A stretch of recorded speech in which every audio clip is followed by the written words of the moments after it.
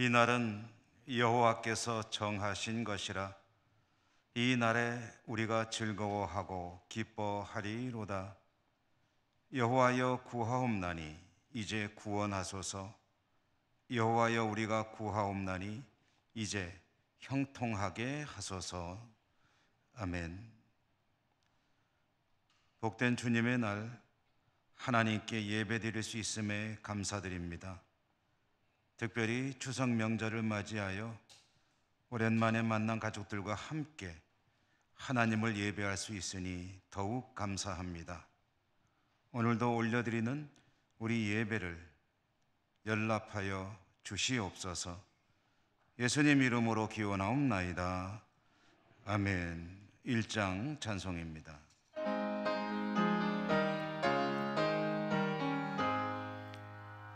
만복의 근원 하나님,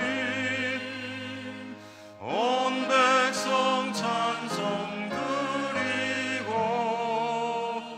저 천사여 찬송하세. 찬송 성부 성자 성령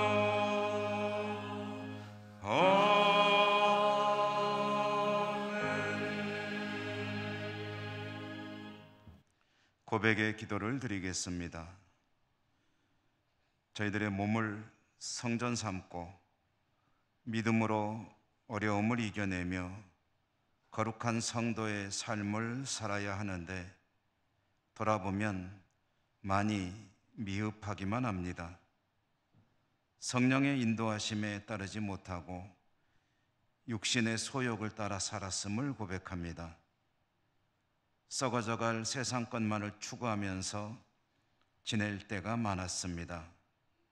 믿음으로 어려움을 이기기보다는 그저 불만 속에 살아온 시간이 많았음도 고백합니다. 저희들의 부족함을, 연약함을 불쌍히 여기시고 용서해 주시옵소서.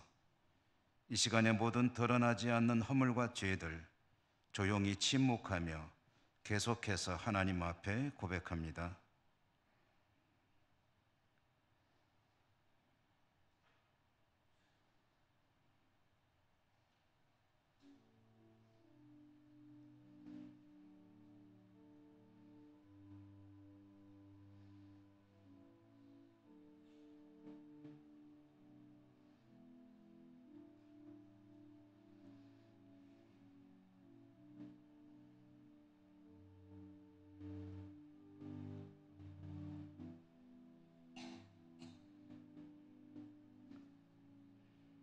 하나님의 사죄의 말씀입니다. 나 곧 나는 나를 위하여 내 허물을 도말하는 자니 내 죄를 기억하지 아니하리라. 아멘. 성시교도 교동문 65번 시편 말씀입니다.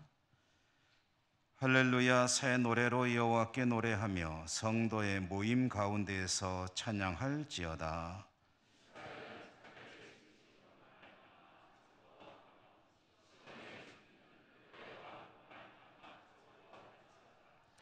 춤추며 그의 이름을 찬양하며 소고와 수금으로 그를 찬양할지어다.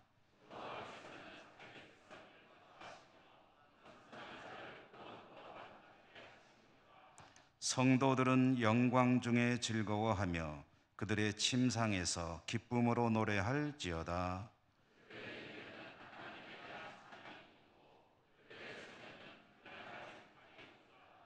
이것으로 문 나라에 보수하며 민족들을 벌하며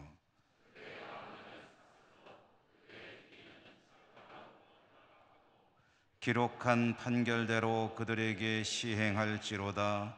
이런 영광은 그의 모든 성도에게 있도다. 할렐루야. 아멘. 사도신경 신앙 고백합니다. 나는 전능하신 아버지 하나님 천지의 창조주를 믿습니다. 나는 그의 유일하신 아들 우리 주 예수 그리스도를 믿습니다. 그는 성령으로 잉태되어 동정녀 마리아에게서 나시고 본디오 빌라도에게 고난을 받아 십자가에 못 박혀 죽으시고 장사된 지 사흘 만에 죽은 자 가운데서 다시 살아나셨으며 하늘에 오르시어 전능하신 아버지 하나님 우편에 앉아 계시다가 거기로부터 살아있는 자와 죽은 자를 심판하러 오십니다. 나는 성령을 믿으며 거룩한 공교회와 성도의 교제와 죄를 용서받는 것과 몸의 부활과 영생을 믿습니다. 아멘. 220장 찬송입니다.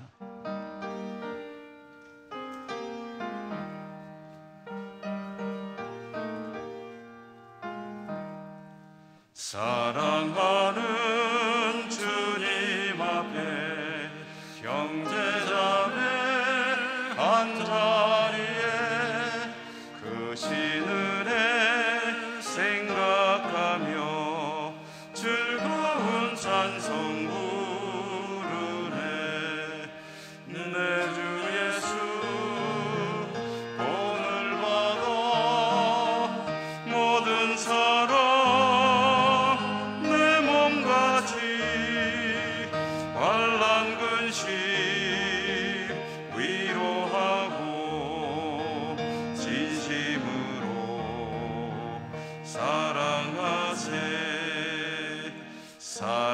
사랑하는 주님 앞에 온갖 충성 다 바쳐서 괴로우나 즐거우나 주님만 힘써 섬기네. 우리 주님 거룩한 성 제자들의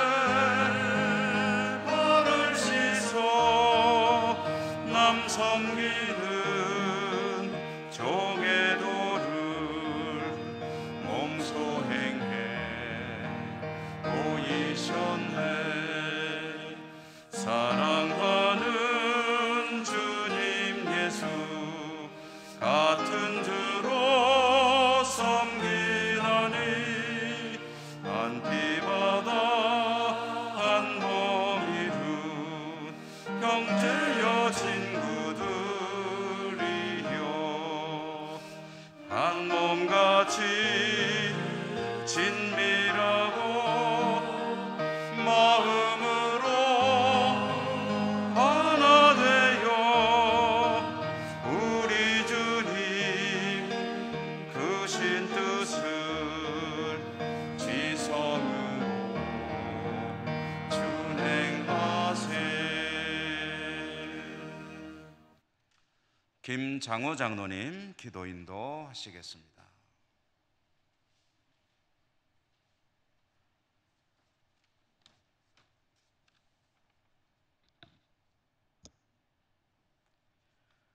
거룩하신 하나님 아버지, 천고마비의 계절 풍요로운 가을을 주신 하나님께 감사와 영광을 올려드립니다. 추석 명절을 맞아 흩어졌던 가족들이 오랜만에 함께 모여 예배드리며 정담을 나눌 수 있게 하심도 감사드립니다. 하지만 태풍 흰남노가 포항 지역에 많은 피해를 입혔고 침수 피해로 보금자리와 가족을 잃은 가정도 있사오니 그 가정을 위로하여 주시고 빨리 복구될 수 있도록 하옵소서. 우리 지역에도 크고 작은 피해를 입은 가정도 있습니다. 추석 명절에 함께 하지 못한 가족들을 위로하여 주시고 어디에 있든지 좋은 소식만 오가는 가정 되게 하옵소서. 오늘 거룩하고 복된 주일을 허락하시고 온 세계가 코로나로 어려운 가운데 저희들을 안전하게 지켜주시는 은혜 감사드립니다. 주님의 영광을 찬송하며 신령과 진정으로 예배드리도록 인도하옵소서. 주님, 코로나 확산이 멈추고 많은 성도님들이 정상적인 예배와 교육, 선교, 친교 활동 등 코로나 이전으로 회복될 수 있게 은총 내려 주옵소서.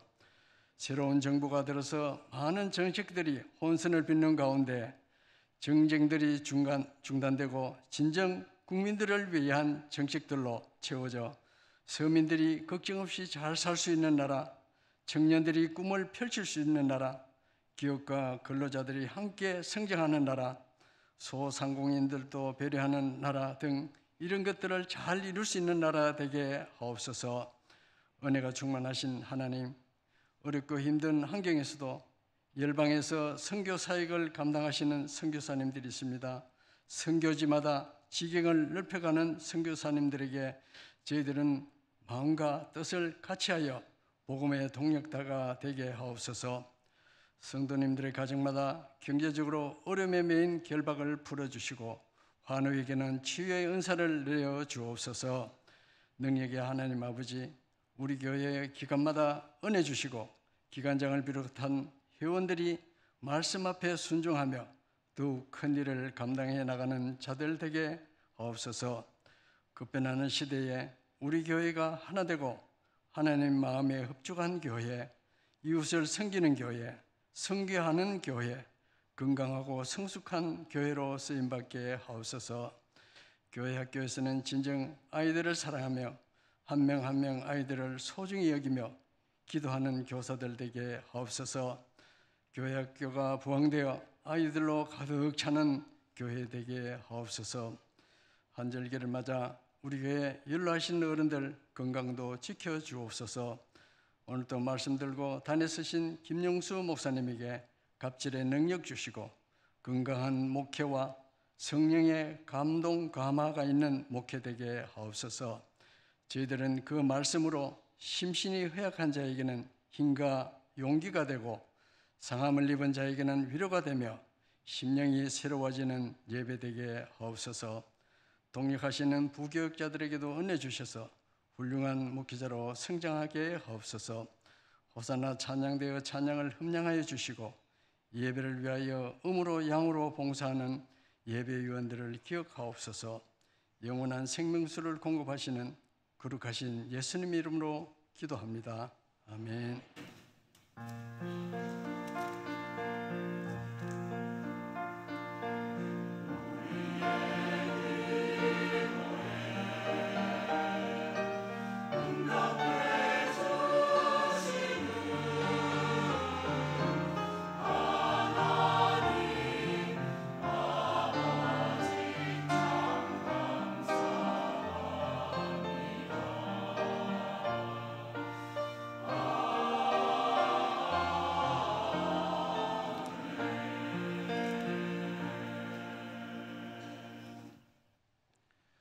오늘 하나님께서 주시는 말씀을 봉독하겠습니다. 신약성경 로마서 11장 1절에서 6절까지의 말씀입니다.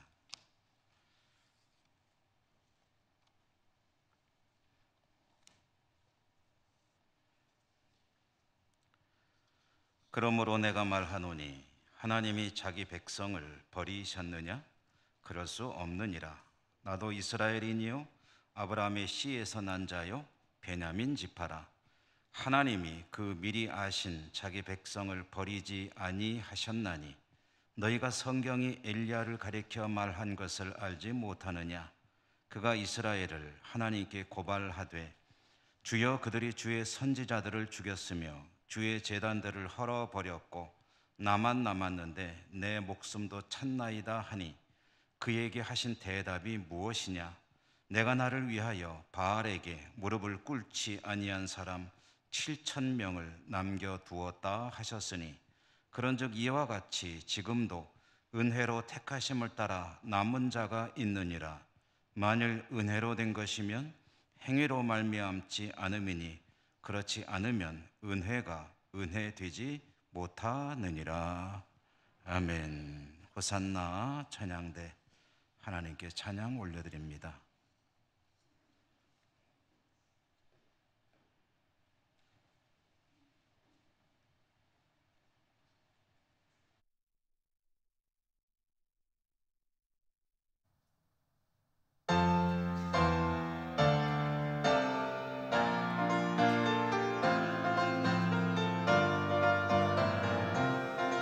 영혼의 노래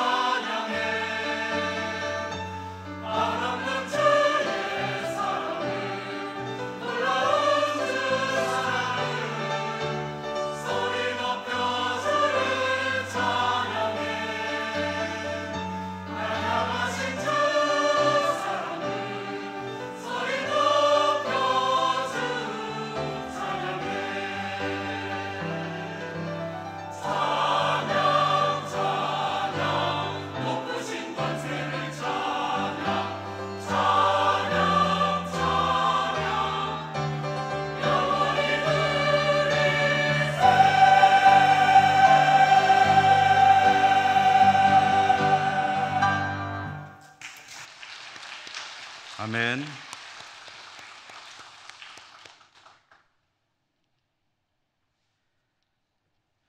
오늘 하나님을 예배하는 자리에 나오신 여러분들을 진심으로 축복합니다. 주님은 종이 풍성하시기를 기원합니다. 이렇게 여러분들을 뵈니까 가족들이 작년, 재작년보다는 많이 이제 고향을 찾으신 것 같아요. 같이 또 예배를 드리시는 것 같습니다. 코로나의 어두운 그 터널을 조금씩 벗어나고 있는 그런 또 모습이 아닌가 생각되고요. 고향에서 좋은 시간 보내시는 그런 은혜가 있기를 바랍니다. 오늘 은혜라는 제목으로 말씀을 함께 나누려고 합니다. 사도 바울은 이방인의 사도로 부르심을 받았습니다. 이방이라는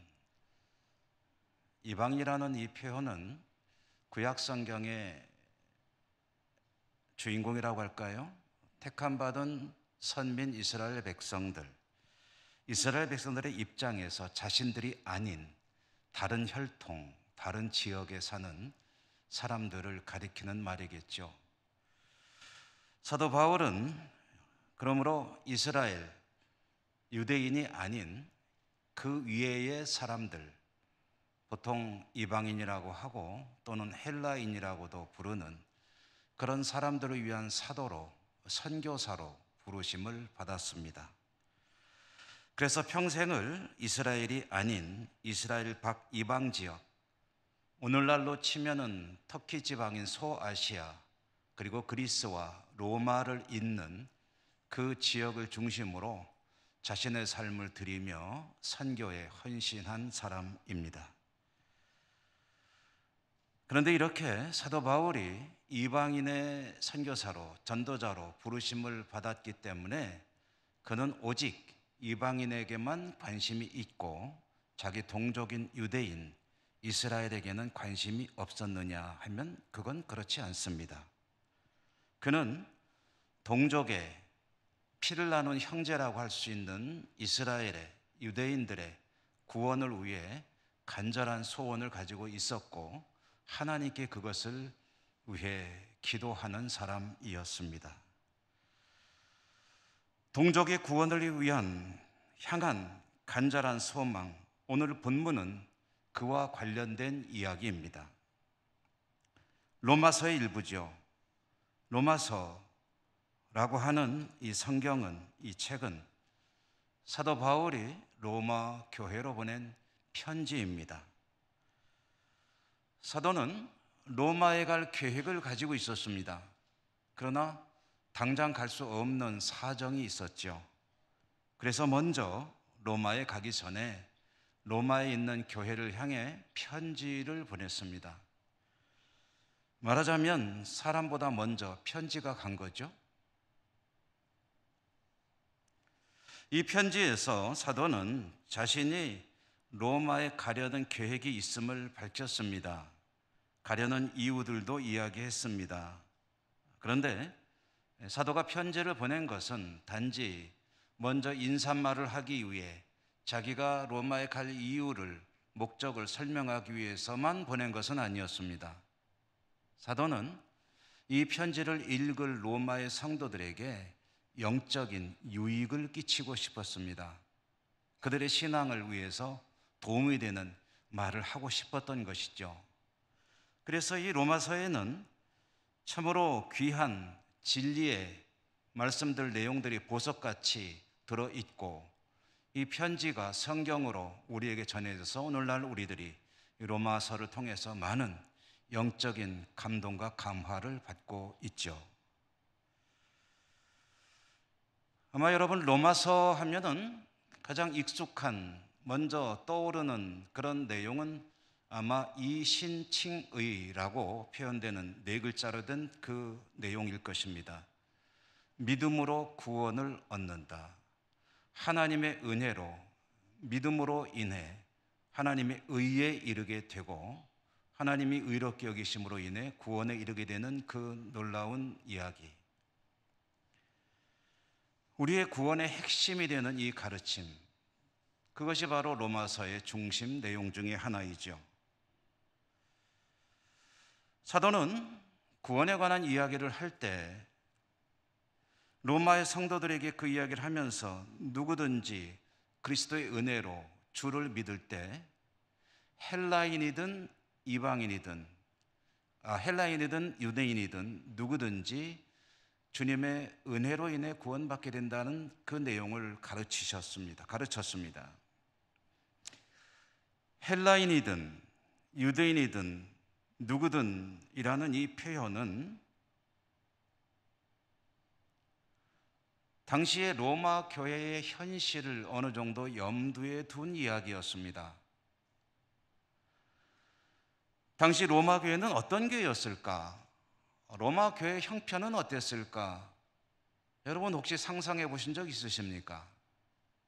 로마 교회는 어떤 교회였을까요? 로마라는 도시는 당시 세계의 수도였고 또 어마어마한 인구가 살아가는 그런 큰 도시였기 때문에 로마에 세워진 교회도 아주 큰 교회가 아닐까 하는 상상을 해보게 되죠. 우리 예천 교회가 우리 예천 지역을 섬기고 대표하는 그런 교회인 것처럼 로마에도 그런 교회가 있어 많은 성도들이 모이고 큰 사명을 감당하는 그런 교회, 그것이 로마 교회 아니었을까 하는 상상을 해볼 수 있겠는데요.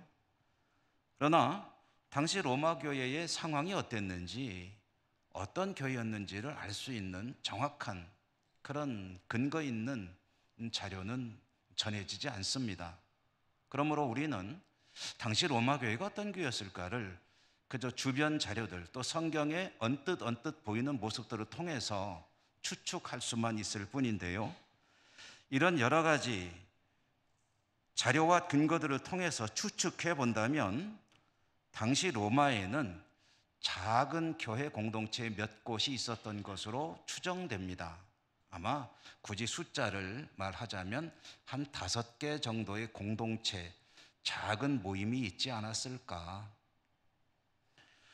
그 중에 우리에게 익숙한 브리스길라와 아굴라라고 하는 사람을 중심으로 하는 교회 공동체도 있었을 것이고 아마 이 공동체가 가장 큰 그런 모임이 아니었을까. 가장 크다고 해도 사람의 숫자로 본다면 한 불과 40-50명 정도 모이는 그런 교회가 아니었을까. 그리고 나머지 교회라고 해보아야 성도들 기껏 한 10명 정도 모이는 작은 모임이 아니었을까. 그래서 로마 교회라고 하는 이 교회는 거대 도시 로마에 존재하는 하나님의 교회였지만 전체 숫자로 보면 약 100여 명 남짓한 그런 성도들이 곳곳에서 모이는 그런 교회 공동체가 아니었을까 이렇게 추측을 하고 있습니다. 아주 작은 교회들이었던 셈이죠. 그런데 여러분, 이 교회의 강하고 약함은 이런 숫자에 있는 것이 아니죠. 아무리 작은 모임이라 하더라도 교회가 하나가 되어 열정을 가지고 주님을 믿고 성령에 붙들려 사명을 감당한다면 큰 일도 얼마든지 할 수가 있는 것이죠. 비록 작은 공동체들이었지만 로마에 있는 교회가 주 안에서 하나가 되어 성령의 권능을 힘입어 하나님께서 원하시는 그런 사명들을 잘 감당했더라면 얼마나 좋았을까. 근데 현실은 그렇지 못했다는 거죠.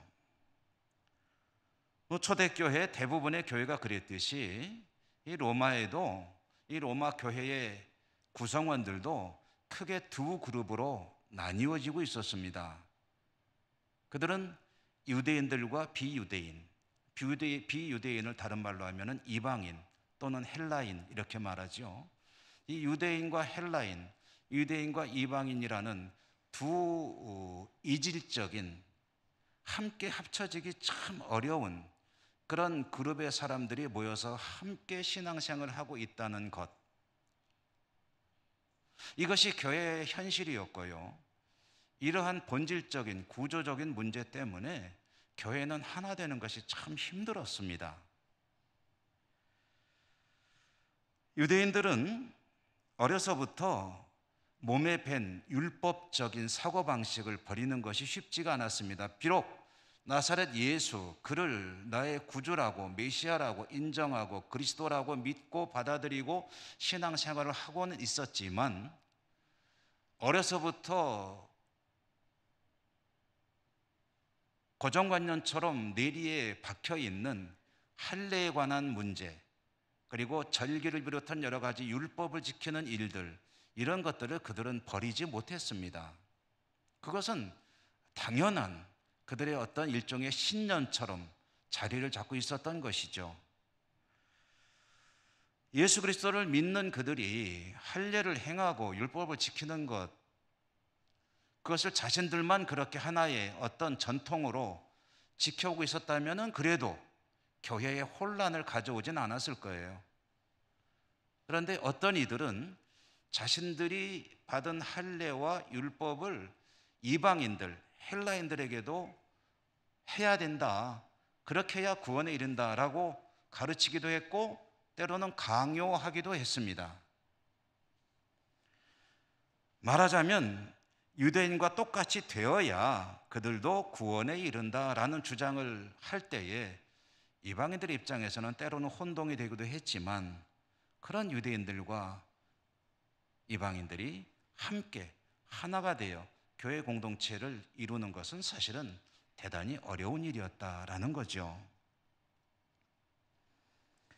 이방인 성도들의 입장에서 그런 유대인 성도들을 좋아하기 힘겨웠을 것이고요, 그것이 길어지면 경원시했을 뿐 아니라 아예 유대인이라는 사람들 자체를 좋아할 수가 없는 것이 그 당시의 상황이었습니다. 유대인들은 어디 가든지 사실은 환영받기 어려운 그런 사람들로 치부되고 있었습니다. 그런데 여러분, 유대인, 이스라엘 민족이 어떤 사람들입니까? 우리가 너무 잘 알다시피 하나님께서 가장 먼저 택하신 민족이 이스라엘 아닙니까? 그들의 혈통 가운데서 메시아 예수 그리스도께서 이 땅에 오시기로 약속이 되었던 약속이 있는 민족 이스라엘, 가장 먼저 택함받고 축복받은 민족 이스라엘. 그러나 그들은 그들의 혈통 가운데서 말씀대로 약속대로 이 땅에 오신 메시아를 배척했습니다. 받아들이지 않을 뿐 아니라 그 메시아를 십자가에 처참하게 못 박아 죽였습니다. 그를 따르는 사람들의 모임인 교회를 핍박했습니다. 아예 이 땅에서 그 존재를 없애버리고 싶어 했습니다. 나중에는 유대인들은 그들의 모임인 회당에서 예배를 드릴 때 나사렛 예수를 따르는 이들을 저주하는 기도를 했습니다.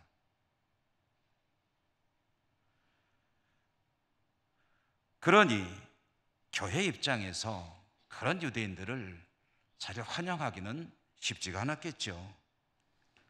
그리고 이방인 성도들이, 헬라인들이 성도들이 볼 때에 그들은 하나님께 택함받은 민족이 아니라 오히려 하나님께 버림받은 민족이고 하나님께 저주받은 민족처럼 보였습니다.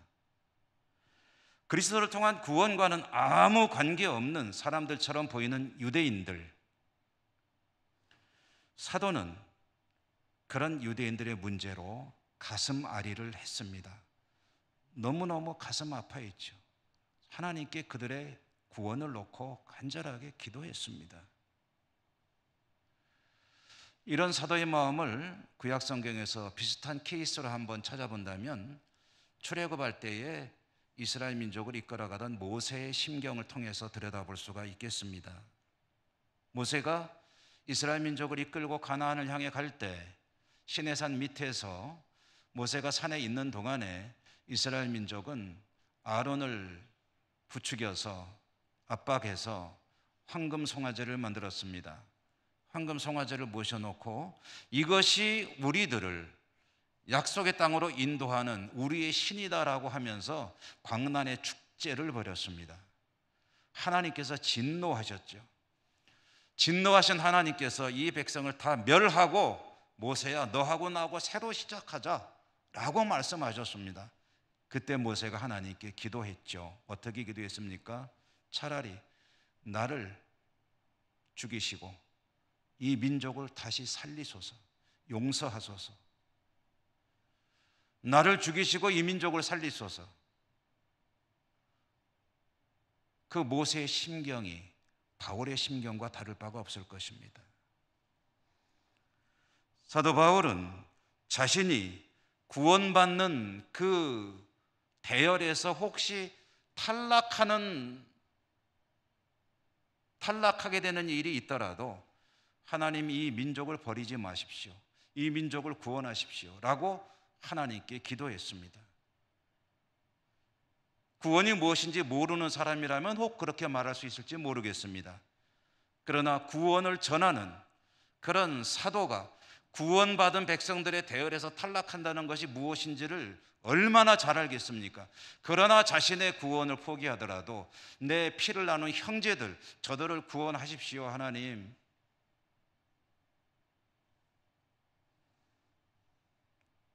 바울은 그렇게 기도했고, 오늘 이 로마에 보내는 편지에서도 그 이야기를 꺼내고 있는 것이죠. 로마 교회에 있는 성도들은, 특별히 헬라인 성도들은 유대인들은 하나님께 버림받은 민족이 아니냐라는 그런 질문과 그런 의식이 팽배하고 있었습니다. 그들은 버림받은 민족이요, 자신들은 구원받은 존재임을 은근히 자랑스러워하는 그런 자부심도 있었습니다. 그런 그들에게 사도는 편지를 보내서 헬라인이든 유대인이든 누구든지 주 예수를 믿는 이들은 구원받는다는 사실을 강조하는 것이고, 헬라인이든 유대인이든이라는 이 표현 속에는 그런 의미가 담겨 있는 것입니다. 그리고 오늘 우리가 받은 말씀이 11장에서도 사도는 그 이야기를 계속해서 꺼내 들려주고 있는 것이죠. 오늘 우리가 받은 말씀 1절에 보면 이런 질문과 대답을 사도 바울은 던지고 있습니다. 하나님이 자기 백성을 버리셨느냐? 그럴 수 없다. 하나님이 자기 백성을 버리시느냐? 그럴 리가 없다. 눈으로 보기에 이스라엘은 형편없는 백성들인 것 같고, 하나님을 완전히 떠나 하나님과 관계없이 살아가는 백성들인 것 같지만, 하나님은 그들을 절대로 버리지 않으신다. 스스로 질문하고 대답을 하고 있습니다. 왜 그렇습니까? 오늘 말씀이 6절에서 그 근거가 제시가 되고 있죠. 6절 말씀에 보니까 만일 은혜로 된 것이면 행위로 말미암지 않으면, 그렇지 않으면 은혜가 은혜되지 못하느니라. 아멘. 이 말씀은 풀어보면요, 하나님께서 베푸시는 구원의 은총은 행위로 말미암지 않음이니, 여러분 이 말을 조금 더 풀어본다면 구원받는 것은 행위가 아니다라는 말은 무슨 자격을 따지는 것 아니고, 무슨 업적을 따지는 것 아니고, 무슨 공로를 따지는 것 아니고, 만약에 그런 것들을 따진다면 하나님의 은혜는 은혜가 아닌 것이다 라는 이야기입니다. 그런 걸 안 따지기 때문에 은혜입니다. 만약에 따진다면 보상이 되겠죠. 하나님께서 구원하는데 야, 너 뭐 했니? 이것저것 다 보니까 아이고 이렇게 많이 했구나. 너는 대충 되었다. 그 정도면 합격선이다 라고 해서 만약에 그를 구원한다면 이것은 행위로 구원하는 것이요, 그것은 은혜가 아니라는 거예요. 근데 하나님의 구원은 은혜로 주어지는 것인데, 은혜인 까닭은 이런 것들을 따지는 것이 아니기 때문이고, 사실은 그 하나 오직 믿음을 보고 구원하는 것이다.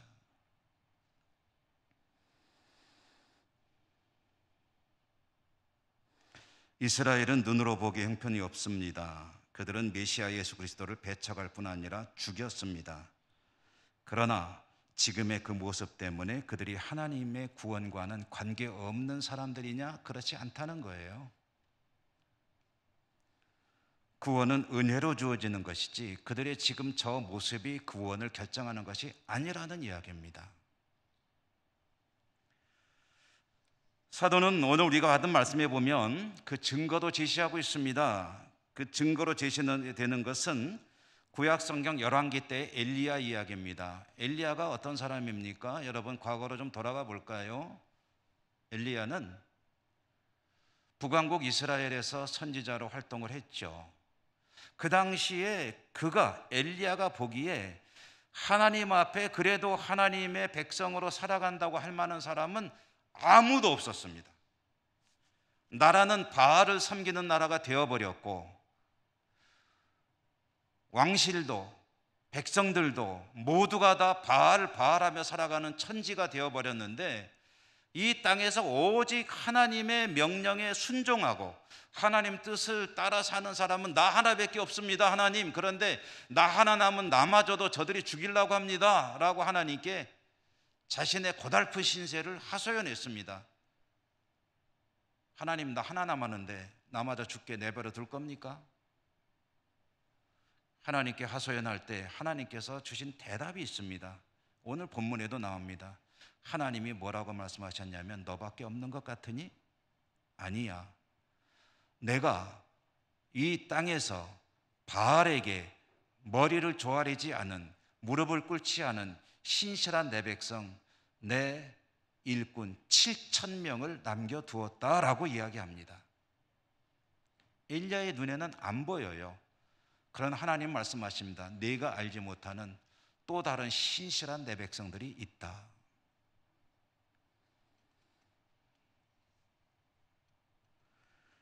사도는 그 이야기를 인용하면서 5절에서 이렇게 이야기합니다. 그런즉 이와 같이 지금도 은혜로 택하심을 따라 남은 자가 있느니라. 아멘.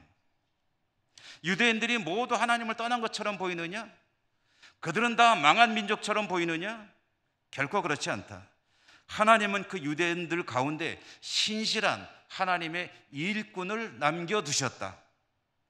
그 신실한 일꾼들을 통해서 하나님은 구원의 역사를 이루실 것이다. 너희들 눈에 보이는 것이 다가 아니고 눈에 보이지 않는 하나님의 섭리, 하나님의 역사, 그리고 하나님의 은혜가 있다.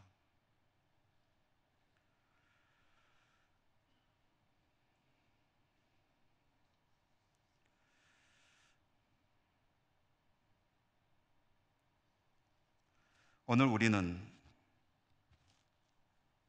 이 말씀을 어떻게 봤습니까? 이 말씀이 우리에게 계시하는 것은 무엇일까요?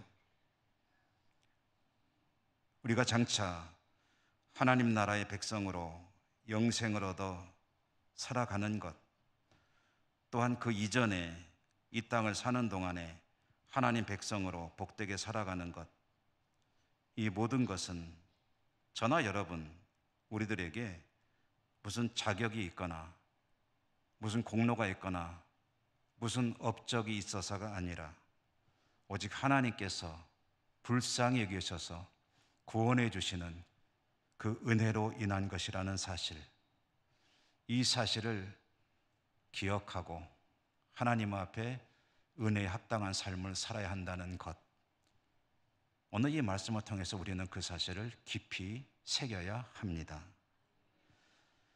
모든 것이 하나님의 은혜입니다. 모든 것이 하나님의 은혜라는 이 말씀을 오해하시면 안 됩니다.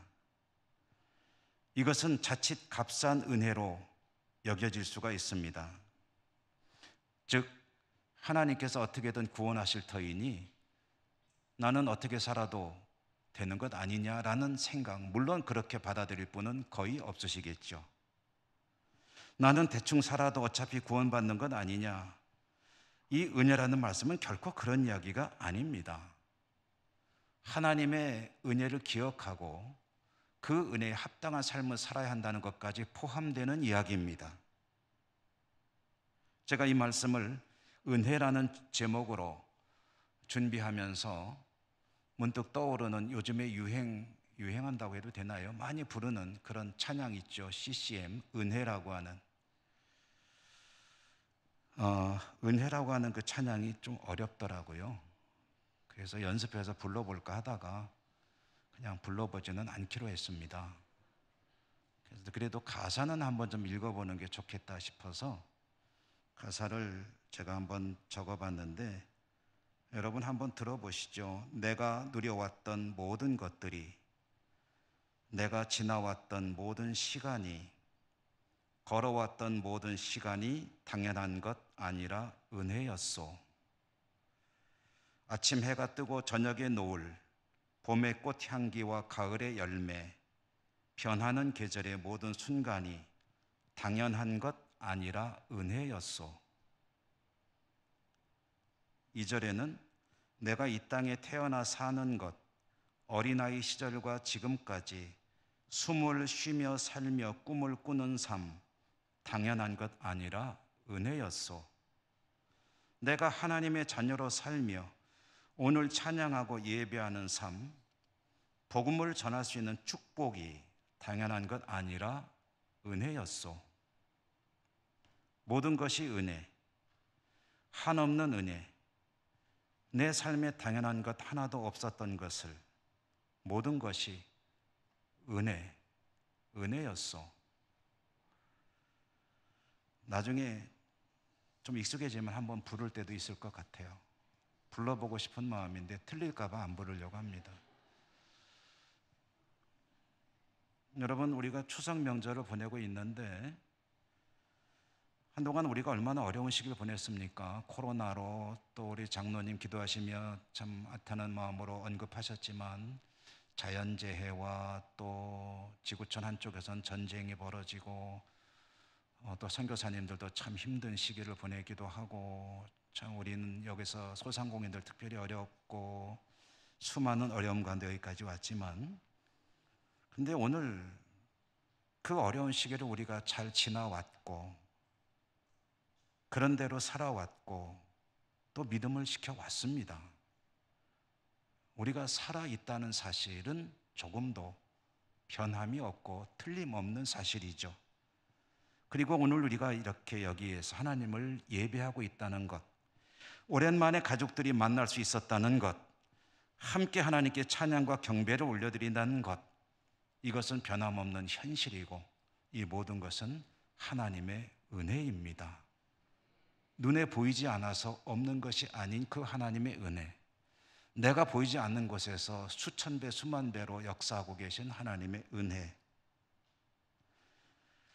혹시 나는 하나님의 은혜를 잘 받지 못하고 있고 은혜와는 별 관계없는 삶을 살아가고 있다는 생각이 드시는 분 계신가요?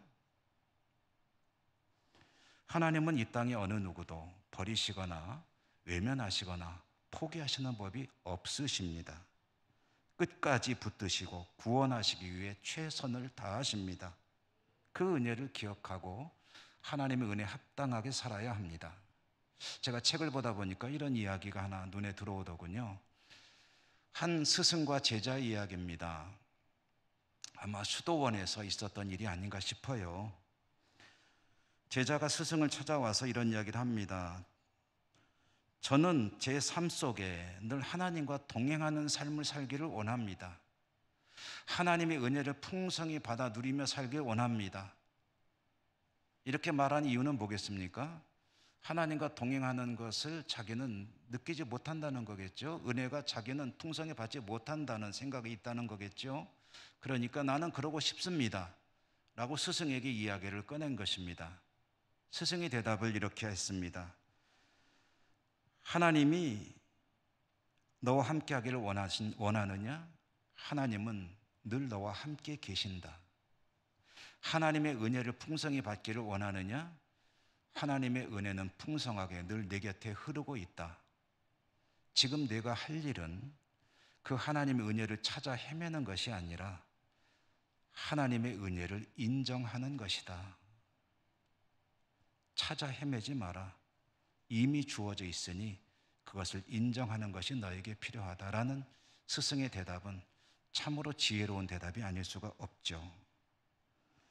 여러분, 내가 인정하든 하지 않든 깨닫든 깨닫지 못하든 하나님은 그 백성과 항상 동행하고 계시고 지금도 끊임없이 은혜를 베풀고 계십니다. 그것을 찾아 헤매려 하지 마십시오. 그것을 인정하십시오. 그때 마음속에 기쁨과 평안과 자유함이 풍성하게 임할 줄 믿습니다. 기도하겠습니다. 은혜로우신 하나님 감사합니다. 오늘 저희들을 또 하나님 앞으로 불러주시고 하나님을 예배하게 하심을 진심으로 감사드립니다. 오랜만에 명절을 맞이하여 가족들도 함께 하나님 앞에 나와 예배할 수 있으니 더욱 감사합니다. 그렇습니다. 하나님은 끊임없이 은혜를 베푸시고 저희들을 구원하시는 줄 믿습니다. 그 은혜를 인정하고 하나님 앞에 은혜 합당하게 살아가는 저희 모두가 될 수 있도록 더욱 축복해 주시옵소서. 예수님 이름으로 감사하고 기도 올리옵나이다. 아멘. 292장 찬송하시며 봉헌하시겠습니다.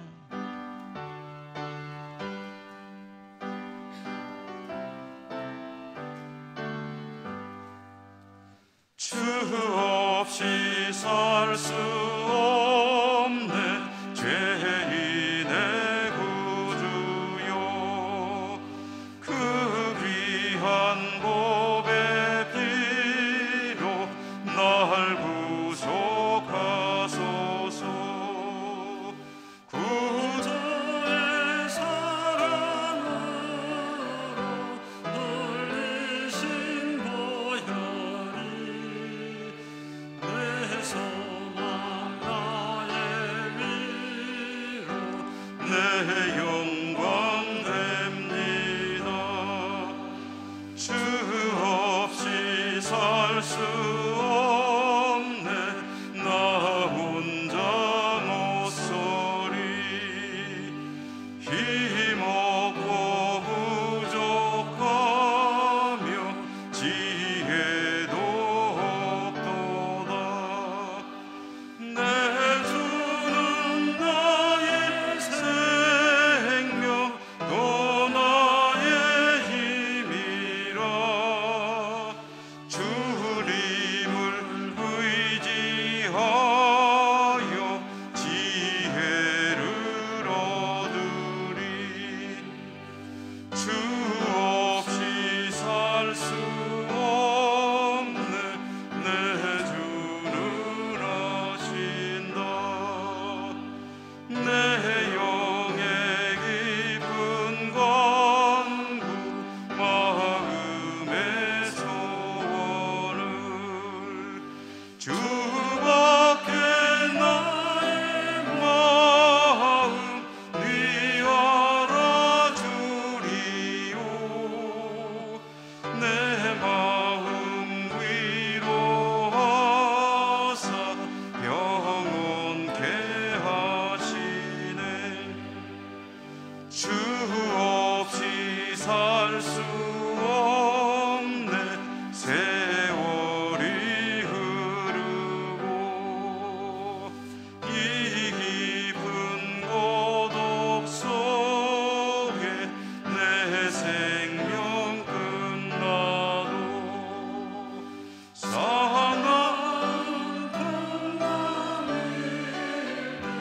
날 지켜주시니 내 곁에 계신 주님 늘 힘이 됩니다.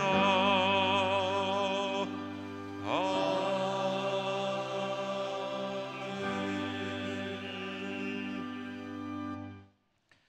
자비로우신 하나님, 오늘도 하나님 앞에 나와 예배드릴 수 있는 복을 주시고 하나님을 향해 나오는 저희들이 빈손으로 오지 않고 예물을 들고 올 수 있도록 저의 삶에 복 주신 것을 감사드립니다.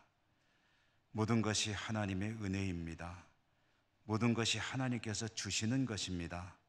그 중에 마땅히 드릴 부분은 오늘도 저희들은 정성껏 하나님의 말씀을 기억하며 거룩하게 구별해 가지고 나왔습니다.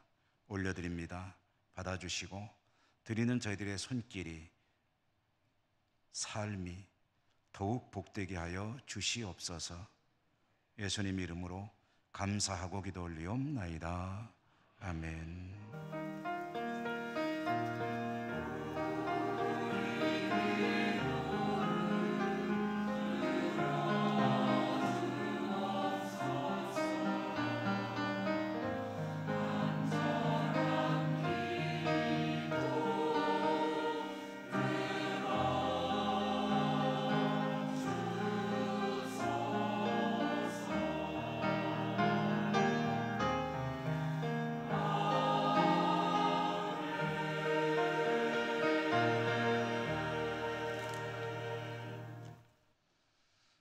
교회 소식 전해드립니다. 다음 주일 오후 찬양 예배는 우리 안수 집사의 헌신 예배이고요. 강사로는 안동 광성교회 임보순 목사님 오셔서 말씀을 전해 주시겠습니다. 올싹 새벽 기도회는 잘 마쳤고요. 오늘 2부 예배 후에 일남 선교회와 삼남 선교회, 안나회 원례회가 있습니다. 회원들이 시간과 장소를 잘 보시고 참여하시기 바랍니다. 안나회는 토요일이군요. 제가 잘못 광고 드렸습니다. 9월 17일 토요일 오전 11시 세미나실입니다. 교우동종 개업 소식은 김미정 집사님 지금 만나라고 하는 이름의 카페를 저 보건소 쪽으로 가다 보면 그 신라 숯불갈비라고 하는 식당이 있죠. 그 옆에 과거에 천일 소방 사업장으로 쓰던 것을 리모델링해서 다시 이 카페를 열게 되었습니다. 잘 운영되기를 바라고요. 그다음에 지난 주간에 박지원 성도님 모친별세, 그리고 권순자 집사님 역시 모친별세 하셔서 장례하였습니다. 주님의 위로와 은혜가 슬픔 당한 가정들에게 풍성하게 임하시기를 바랍니다. 오늘 서두에도 말씀드렸지만 우리 가족들이 많이 오신 것 같아요. 우리 곁에 계신 분들하고 인사하시면 일어날 텐데 오랜만에 본 분들 보시면은 또 따뜻하게 손도 잡아주시고 사랑합니다, 축복합니다 인사하시며 일어나시겠습니다.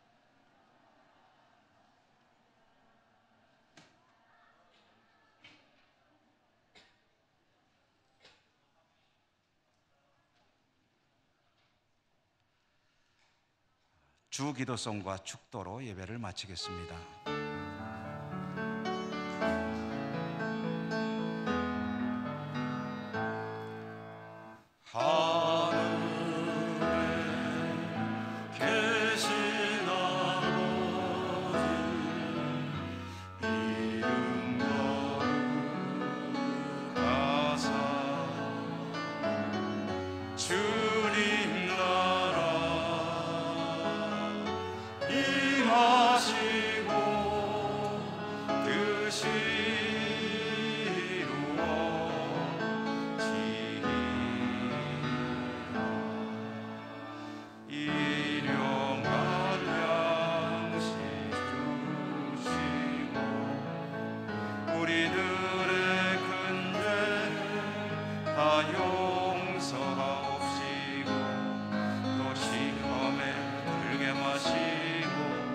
악에서 구원하소서.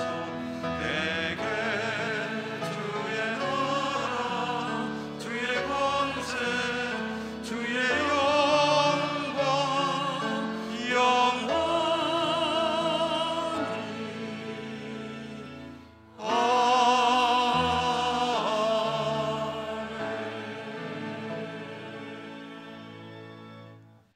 자비로우신 하나님, 주의 백성들은 오늘도 하나님을 예배하고 다시 삶의 자리로 나갑니다. 저들의 삶을 축복하시고 인도하여 주시고 은혜에 합당한 삶으로 하나님께서 함께하여 주시옵소서. 추석 명절을 맞이해서 많은 가족들이 고향을 찾기도 하고 우리 교우들이 출타하기도 했습니다. 사랑하는 주의 백성들 오가는 길 우리 하나님 안보하여 주시고 무사히 왕래할 수 있도록 지켜주시며 축복해 주옵소서. 흩어져 살아가는 우리 모든 가족들 있는 곳마다 우리 하나님께서 복 내려 주시고 저들의 삶을 통해 영광 받아 주시옵소서.